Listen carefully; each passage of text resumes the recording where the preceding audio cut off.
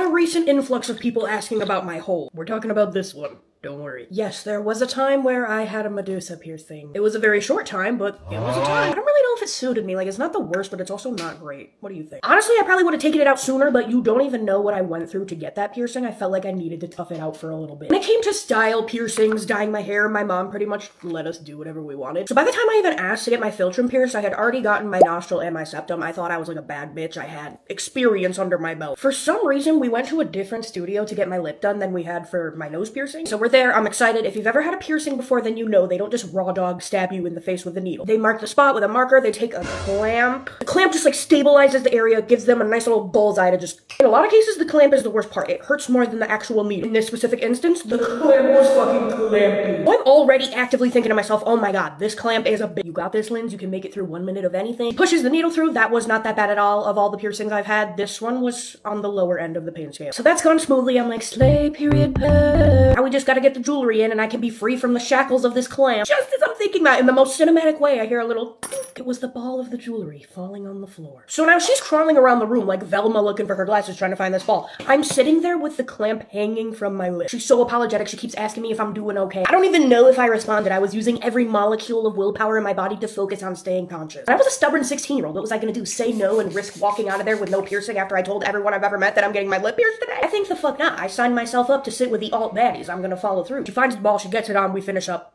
It's over. In hindsight, the whole debacle probably lasted a minute or two, but I felt like I was gonna be late to pick my grandkids up from school by the time I got up out of that fucking chair. One thing I really feel like I need to give her credit for is that it is very centered. It's like 100% perfect, and thank God, because I think this hole is gonna be with me lifelong. Kids, if your parents say no to a piercing because you're gonna have a hole in your face forever and you think they're just being annoying and extra, they're not lying.